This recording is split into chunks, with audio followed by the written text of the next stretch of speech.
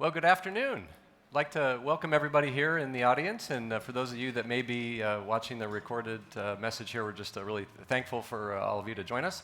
We're also real thankful for Intertraffic. I think everyone would probably share my sentiment that it's been great to be back in person, to spend time as a community here, face to face.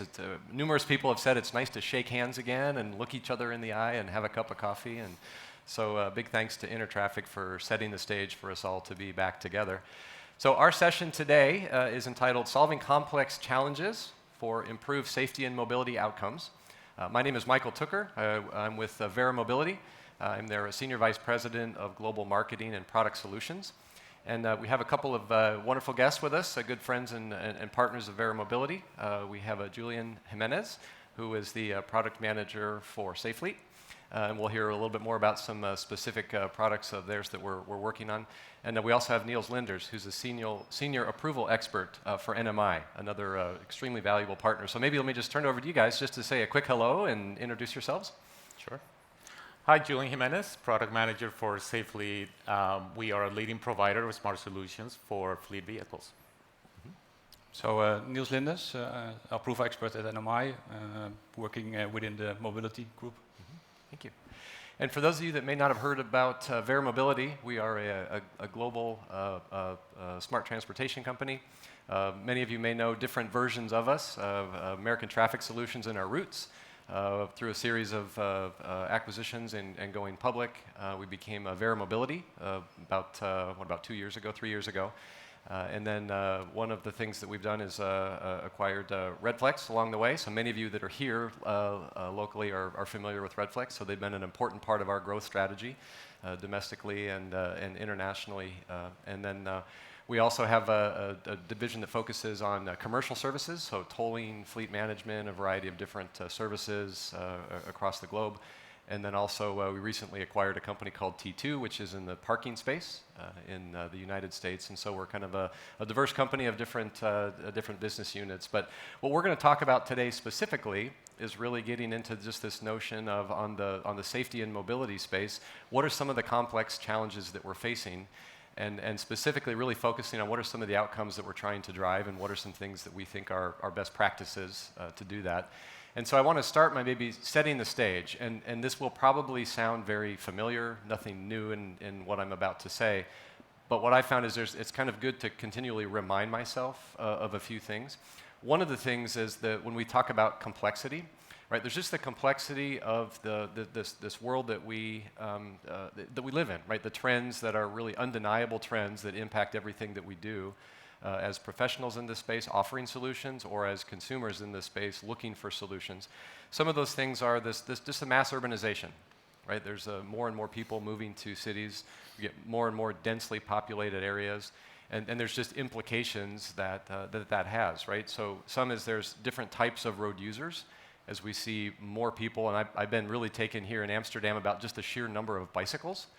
That was something new for me living in the United States. We don't have quite the usage of bicycles in the place where I live, but we have things like that, like bicycles and pedestrians, people that are trying to get to and from work, enjoying social life and really the quality of life, and they're using different forms, micromobility.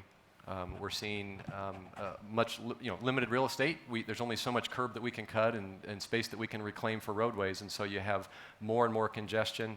You have increasing safety issues where there's more fatalities on the roads. We saw some interesting trends in the pandemic, as I'm sure you're aware, where although there were fewer drivers on the roads, we saw incidents of speed and fatalities, red light running, all those things on the increase, because there was more open road. And so people took advantage of that as an opportunity. As one of our clients in New York shared, we saw more Lamborghinis, Ferraris, and motorcycles out on the street than we have almost in the past 3 decades. And that was because it was space for people to go open them up and see what they could do, so to speak. We're seeing more and more focus on vulnerable populations, right? As we have school children in some of these populated areas. Legislators and city planners are trying to think about how do we keep those vulnerable people safe. There's an emphasis around construction zone safety. So again, vulnerable people in those areas where there's a lot of construction happening as a result of this mass urbanization. We're seeing more and more people moving towards public transportation, with cities, transit authorities trying to drive increases in ridership, shorten commute times, make those modes of travel more predictable. We're seeing, certainly as in the space that you'll hear from the three of us, just advancing technology. There's a proliferation of it. There's more use of it, trying to harness the power of it to drive outcomes, and the promise of autonomy out there, right? So we all know those things to be true, but as we talk today about how do we think about driving outcomes in that environment or that level of complexity, it's just important to remember those things. And at Vera Mobility, the way we think about it, we distill it all down to kind of a simple formula, right? One of the things that we do is we want to make roads safer. That's one of the outcomes that our clients are most interested in doing, is just let's make the roads safer. The other is to make commuting easier, more elegant, quicker. And ultimately, if you can do those things, if you can make roadways safer, make transportation easier, that ultimately makes communities more habitable. So the way we say it is pretty simply, safety plus mobility equals habitability. And so ultimately, that's the outcome that we're really, as a company, really attempting to drive. And so what I want to do is really talk about the pace of change in our time together, and really a couple of things that I think are enablers. And the reason we have our two guests here today is because they have some really important insights into that. One of those is around the approval process, right? As we try to bring more and more things to market, in most markets, those things need to go through an approval process in order to be deployed. And so we're going to talk a little bit about approvals. And then the other thing we're going to talk about is how do we harness technology to solve problems and drive the outcomes. And Julian from Safely is going to talk about kind of an interesting ecosystem in which his company operates. So let me, maybe Niels, I'll kind of pitch the first question to you. As we think about the rate of new technology introduction that just continues to accelerate, in what ways have you seen the approval process evolve over time? Or maybe how has it remained unchanged? Well, Michael, the basic is unchanged. Checking of controlling the functionality of a system, ensuring it's working correctly. Of course, if it fulfills the requirements from the regulation. What we see, and that's what you all mentioned, the systems are compared to the old days of a simple radar device. It's dynamic now, complex, multiple functionalities. It's not only speed measurement anymore, it will have ANPR readings. It has multiple communication possibilities with different databases, lane controlling, and so on. So the process is more or less changed or evolved in the same way. You have the basic, as we call it, the metrological relevant items, speed measurement. That's checked the whole way during the test, certification testing. And the second stage is what are the functionalities? What kind of interaction do they have with the primary speed measurement? Yeah, and so as you've seen more and more providers, let's say as the technology's proliferated, so too have the number of people bringing solutions to market. Maybe talk a little bit about some of the best practices that you've seen, or some of the pitfalls that people maybe step in, things that we could avoid as we try to get approvals. Yeah, so the thing is that so make certification not something like a box you have to check. I mean, you will have some items that we'll call like regulations, the basic standards, normative documents, the whole range. Items that could help, what I think is having certification also part or recognized in your development, where I can give you like an example in for example, software separation. If you have the essential part, software, and you have these functionalities, if you have in the future a change in one of the functionality and you have separated from your main certified part, it could help you with not going into the process again, in the certification process, or at least less. You can also think of modular approach, where if you have a portfolio of multiple systems, where you have the core is certified, and you can use that one as a test certificate into other systems where you can homologate to. Okay. I think also having it in your quality system certification,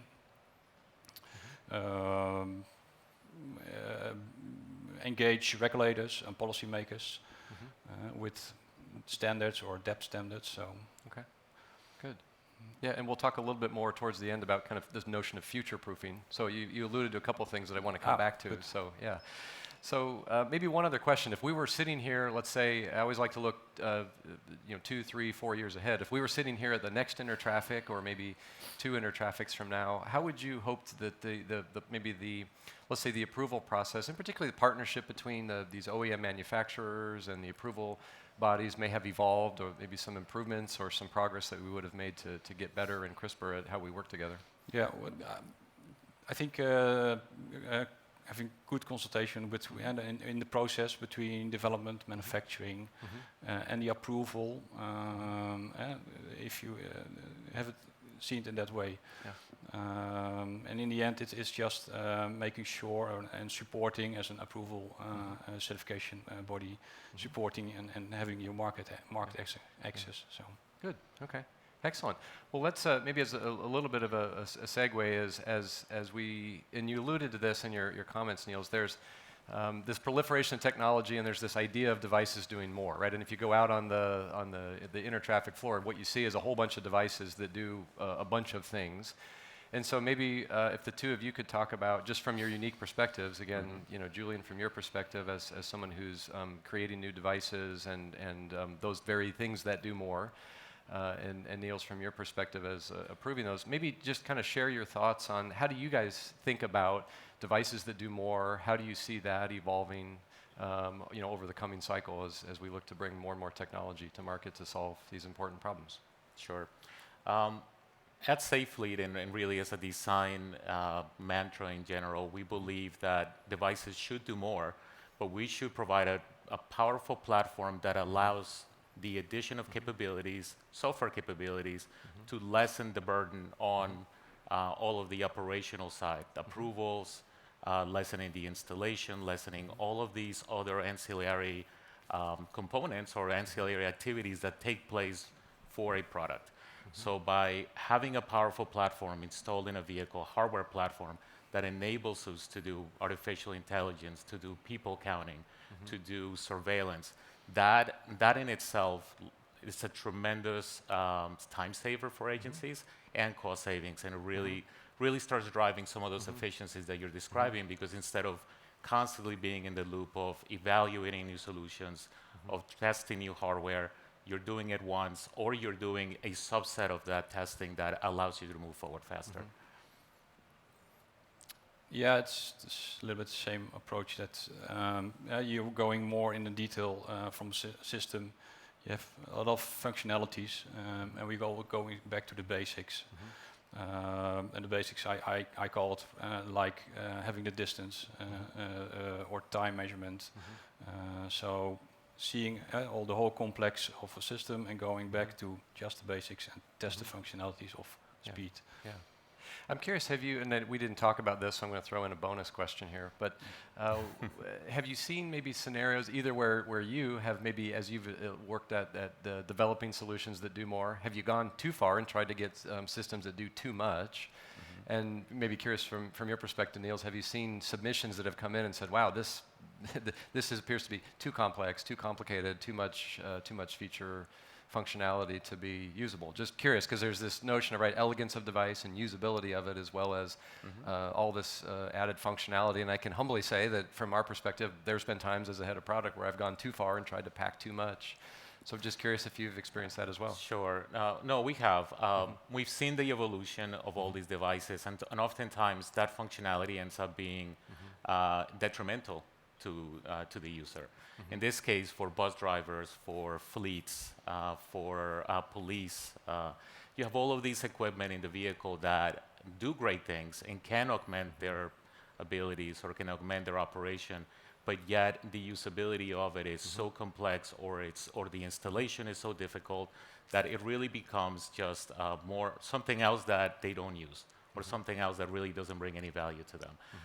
So oftentimes what we've done, or in general our mantra for that type of design, is to ensure that our devices complement what the user is doing. So for bus drivers, for example, one of the main concentrations that we have is that it doesn't take away from their normal activities. The bus driver should be driving the bus, should be aware of the surroundings, should be paying attention to pedestrians. They shouldn't be worrying about the technology. The technology should be working for them, and if anything, augmenting their capabilities to ensure that they can do their job better. Well, to that point, I mean, there's different applications, right? And you just talked about one where there's a driver who's actively driving a bus, and there's some solutions that are real-time information and data and analytics, and then there's others that are more of that delayed, capturing information for later use. But certainly in an environment where we talk about distracted driving, the last thing you want is a bus driver who's distracted by the very technology, that you've developed to help drive. And in many ways also for the riders, it makes their life easier if the bus is there on time, if there is less obstructions on the road, if all this technology is working somewhat invisibly for the user to perform their jobs better. That's just a win-win for everybody. Yeah. So how about you, Niels? Have you seen submissions come through? And don't name any names. And if it was mine, don't humiliate me in front of the live audience here. But have you seen any moments where you've thought, hey, maybe we're taking this too far, or are you seeing that there's kind of a nice kind of moderation of people trying to submit integrated technologies? Well, yeah, you see quite complex systems, and I must say it's something I like to test. But yeah, it's what I a little bit mentioned in software separation. It's where you see that you have enforcement systems that need to be certified, where speed measurement is one of the most important items, and all the other software is just part of it, and that makes it quite difficult for a manufacturer for the future. Is okay, well, we have another functionality, we have another feature, we want to add it, and you have to open again the certification and start the process again, or a part of it. So yeah. How about Julian? Back to you when you were talking about buses. Buses to me are a pretty interesting ecosystem. I refer to them as kind of smart city laboratories in and of themselves. Maybe could you just kind of talk with our audience a little bit about how you've seen the bus transit authorities and bus operators kind of think differently and let's say evolve their use of technology, maybe kind of walk the group through what were some of the early technologies you saw and how has that evolved, and talk a little bit about just the sophistication on buses in transit environments today. Sure. I think, well, if we're talking about, there's several personas that we talk to, right? We have the decision makers, we have the administrative folks, we have the actual users of the product. I think administratively for agencies or fleets, products when they identify a product that may fit a goal, they are very enthusiastic about it. They see the benefits, but when it comes to the user experience of it or somebody actually utilizing it in a real environment, it fails to do its task, which is again to augment the driver's abilities. So some of that evolution, I want to say at first, that kind of technology was received well for decision makers, but very poorly for the users. Police vehicles, bus fleets, it's the same thing. It was, something else I have to manage, something else I have to think about. I don't want to worry about this. But as we've shown the value of technology, and technology is becoming easier, we've actually seen a reverse where the user is looking forward to actually having these devices, but not truly interacting with them, especially in a scenario where you have somebody driving or you have a police officer that is policing. All of these, if they're helping their job, they are absolutely all about it. But that's been the shift that I've seen mostly, is that the users now understand the technology, they like the technology, but with the notion that it should be a hands-off approach. Yeah. So maybe you talk about that user experience. It sounds like you've experienced more of a burden on you as a developer of technology to be closer to the user, to understand use cases. Maybe could you talk a little bit about some of the ways that you've done that? How do you draw closer to the end customers when you're potentially a couple steps removed? Sure, absolutely. I mean, there's several products that we have specifically for buses that achieve that. Some of them are people counters, detection or trace detection. When COVID came, that was one of the big ones, right? You wanted to make sure that for students, you wanted to trace if there was an infected individual, an infected student, that you could make sure that the other parents and the other users knew that somebody was infected and they had to take care of their child. And so all of these tools are immensely useful, but again, just kind of working on the background, right? Yeah.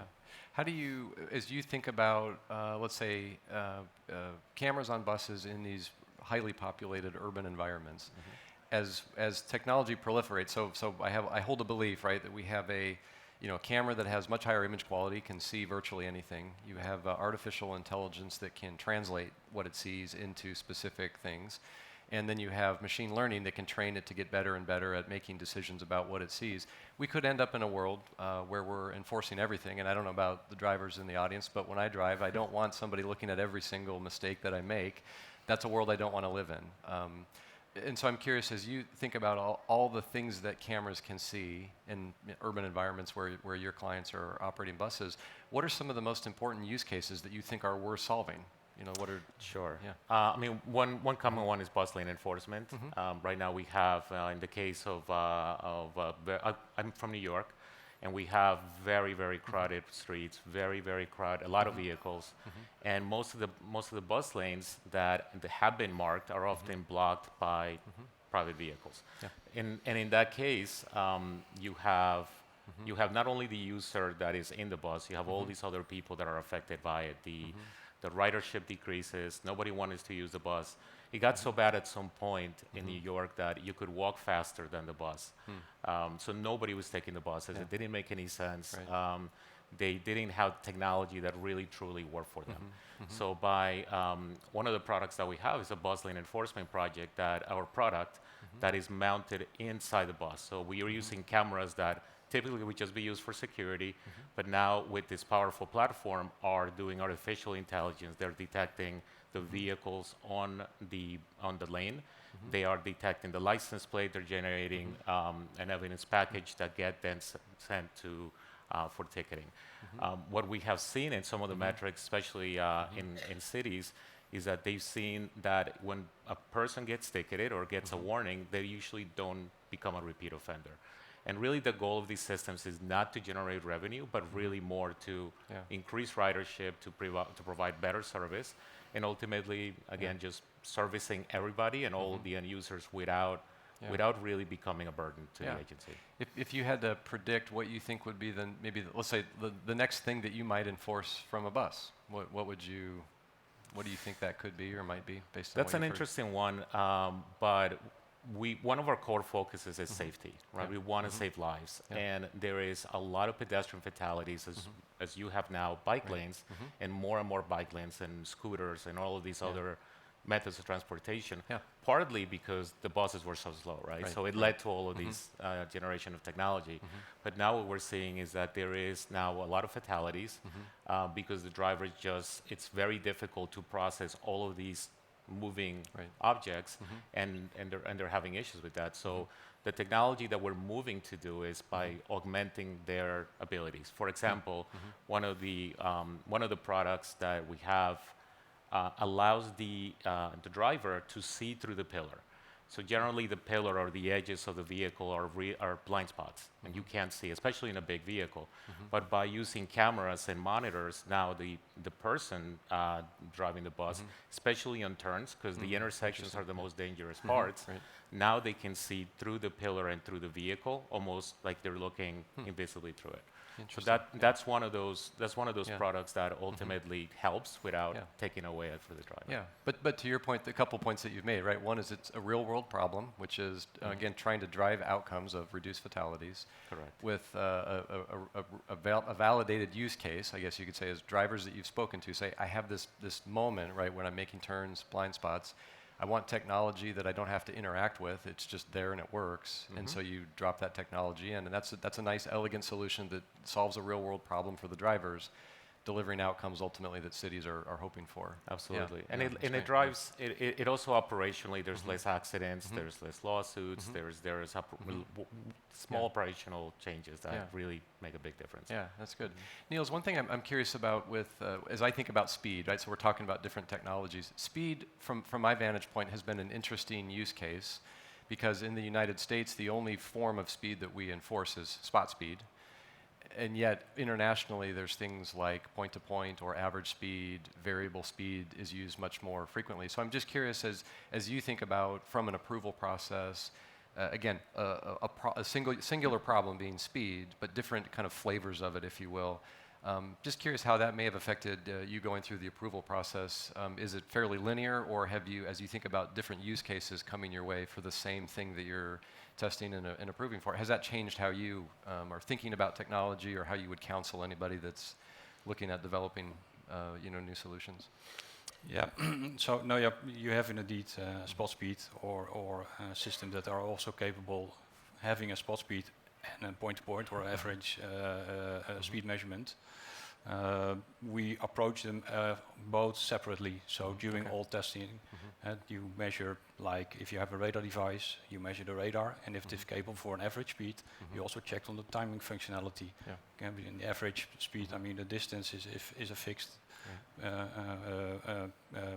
point. So and then you focus on the time itself. And during all the functionality testing and all the environmental testing, it's all separately tested. Yeah. Okay. Okay. Good. Next question, I guess, is this notion of future-proof. And one of the things that we've heard from many of our customers that we've talked to, examples would be motorway operators is maybe a great example, where as many of them are thinking about what are our long-term plans over the next 3, 5, 10, even 20 years. One of a couple things we've heard that I think are maybe kind of interesting. One is, hey, we've got a lot of clutter on our motorways, a lot of hardware that we bought over the years. So one desire is to actually eliminate some of that clutter.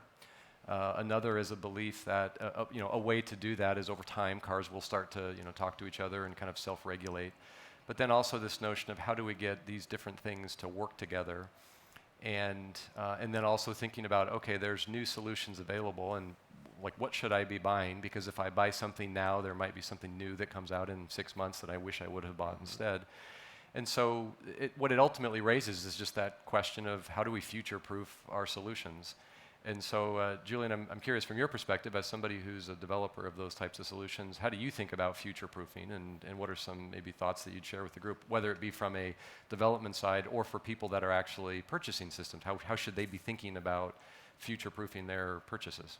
Sure. So it's really all about a platform, a common platform, not only a software platform that can handle all the data and all the inputs and all the data that's being generated, but also having hardware that is able to support more than one function. I think in the past, most of the deployment of equipment in the vehicles, and if you ever seen the inside of a bus or the inside of a police vehicle, it's amazing the amount of wiring, the amount of federated equipment, and everything does something different.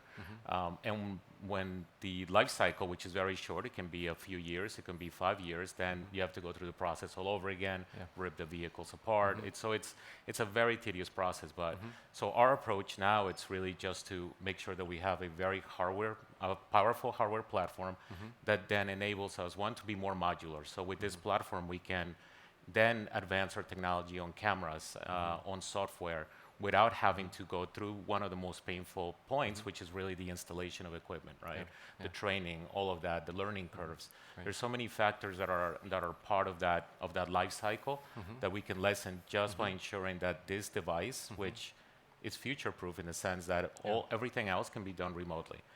You have updates, you have software capabilities, it can do more and consistently do more with either the same hardware device or by adding some of the components to the hardware. Yeah, and you almost can't have a conversation now without asking about supply chain issues. And so I'm curious, maybe from both of your perspectives, like how do you or do you have any thoughts maybe about ways that you've been able to future-proof in the midst of supply shortages and end of life of componentry, and maybe as well for you, Niels, as you think about just from that approval standpoint, to what extent do supply chain issues affect approvals? Just curious about how that whole reality has hit the two of you in your respective roles. Yeah, supply chain it's a problem on the moment. Yeah. You can manage of you can see it also during the approval in the approval process, but it's a little bit if you discuss the modular approach from your perspective, you can have the same approach also in certification. Where if you have something is obsolete and you have that, it's in your main certified system. And that's used in also different products. Yeah. You only have to do one certification again to also have the other ones back in line. Okay. But yeah, if items are obsolete, you have to test again. Yeah, it's kind of wreaked havoc, I think. Yeah. How about yourself? We make sure that on the supply chain there's a lot of a lot of challenges, Sure. but we work very closely with manufacturers of components to ensure that the components that we're putting in our equipment have long cycles, long life cycles, that are not going to become obsolete, that they're not at the end of their life. So we ensure that when we're developing these platforms, that we're including longevity in them. Yeah. For that reason. And then anything else, even looking at the future and a future roadmap where a device ultimately may have to be replaced, we ensure that the connectors, for example, that some of the same cameras can be used. So there's all these backwards compatibility, again, to just minimize all of this extra rework, all of these extra approvals, and really just make it even a modular approach. Even if you had to replace that device at the end of its life, you're putting it in, but you're not replacing everything else. So it's a very simple process and a very simple and easy way to really make it easier for the fleets to be managed. Yeah, that's good. One of the, if we think again about what we're trying to do is drive outcomes for the municipalities that we serve through the use of technology. Clearly, the pandemic has changed the way we do business, right? It's completely, we've all moved to Zoom or whichever video service that we use. And while travel is starting to come back, curious if you've seen any, or maybe have any thoughts on successes of engaging with people, just relationally. How do we maybe transact differently coming out of the pandemic? What have we learned through the pandemic that might help us better understand whether it's voice of the customer or reviewing kind of complicated technical specifications or just in any way that we work together? What have you learned from the pandemic that maybe would help our audience think about how to better work with providers of technology or approval bodies like yourself? One thing that's evolved is remote auditing. If you need to audit or on location, it's now more and more shifted that you could do it remotely. Okay. So that's I think we have learned from the COVID situation. Yes. Yeah. So tell me what that looks like. So maybe describe that in a little more detail. How? If you need to audit into a factory when products are developed or manufactured, it's basically they can walk around with a camera, showing you how it's done. And then, that's basically, in fact, then you're just flying over and also visiting. Yeah. Has that been hard for, let's say, for you to not be able to lay eyes on something directly or touch or feel or, poke and prod? In the end, it will be something combined. Yeah. So, no, we will not shift completely over to remote, but no, it will be a combination of both. Would you say that has that accelerated the process or delayed it? Or has it not really impacted the timeliness of approvals? I think even accelerated the approval process. Yeah, that's good. Yeah. How about you? How about when you try to listen to customers and kind of walk in their shoes? Have you found some new ways to leverage technology to do that? Yes. I mean, when approaching technology and design, you can't look at it very one-dimensionally. Yeah. It's a multifaceted approach. So it's really it's understanding the needs of the customer, but it also making it easier for them to use it, and even on the environment that needs to be deployed on the maintenance side. It's really what we've seen, because there's so many agencies that have lost employees, and you're working with less and less resources, that we don't want this equipment again to be a burden. So we're making sure that when, again, a multifaceted approach, that on the training and the usability and everything, and even including on the procurement process and all of that we're also facilitating that, because the technology will not solve it all. Right. So, and without the our heavy engagement with the customer or heavy engagement with others, we're not going to be able to resolve their problems effectively. Yeah, that's good. Thank you. We have a few minutes left. We wanted to kind of open up the floor to our audience here for questions. And again, with the notion being what we're ultimately here, I think we're all here to do is drive outcomes around safety, around mobility, ultimately habitability. So does anybody have any questions for us about whether it be the approval process, leveraging technology and bringing it to market, or use cases that we're seeing emerge around the world? Anybody have anything they'd like to ask? I guess if I could ask the panel. So, speaking of outcome. Oops, hold on. Oops. There you go, sir. Maybe share your name and... Jamie Snodgrass, Vera Mobility. New to this organization from Legacy Acquisition, obviously. We're talking about solving complex problems and achieving outcomes. In your experience, what has been the most satisfying problem you've resolved, and what kind of outcome did that drive that kind of underpins that satisfaction? Yeah. Well, I think as I describe it to people, I'm a father, right? My kids are 21 and 18 now, and so I'm often find myself, if I'm in a situation where I have the ability to influence something that really helps to protect my kids or other kids, because I remember particularly when walking my kids to school, or when it was riding bike to work or to school day. Working in the area around school zone speed has been something, particularly when when I was in high school, I had a buddy who we were driving by a school, Cochise Elementary, and a girl jumped out in front of his car, and he had one of those early minivans where the windows were real, and her face, hit right in front of Jim. And he was driving very slow, and the officer said, "It's a good thing you weren't speeding, because if you had hit her at the speed limit, you would have killed her." And so there's those moments, right, where I'm reminded, because it's easy, I think, doing what we do to just, you think about it as it's bringing a new product to market, or it's about generating revenue, or it's about satisfying a customer need, and you forget on the other side of that is a human life. And so to me, those are the things that are most satisfying, is things like school zone speed, things like school bus stop arms, which we do. The other is I had a chance, I was out demoing some technology for Maryland on their freeways for construction zone speed.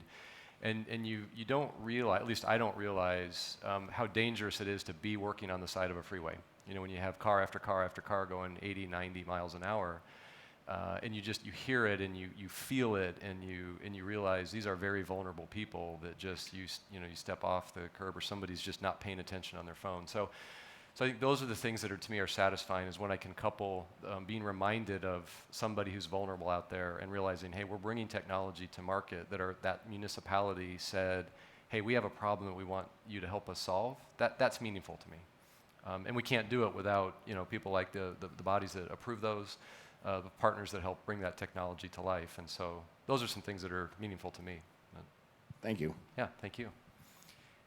Any other questions? Don't be shy. This guy's always got questions. So if you have another question, Jamie, feel free to. No, thank you. Yeah. Well, hey, we'll leave it at that then. But let me just thank all of you. Again, I haven't met all of you, or those of you that may be watching the recording, but we're in an industry that makes a difference. So for whatever role it is you play, whether you're doing technology development, from engineering or product, or the service and support or supply chain management, all the people that are bringing these things to market, I'm certainly grateful to be part of that community.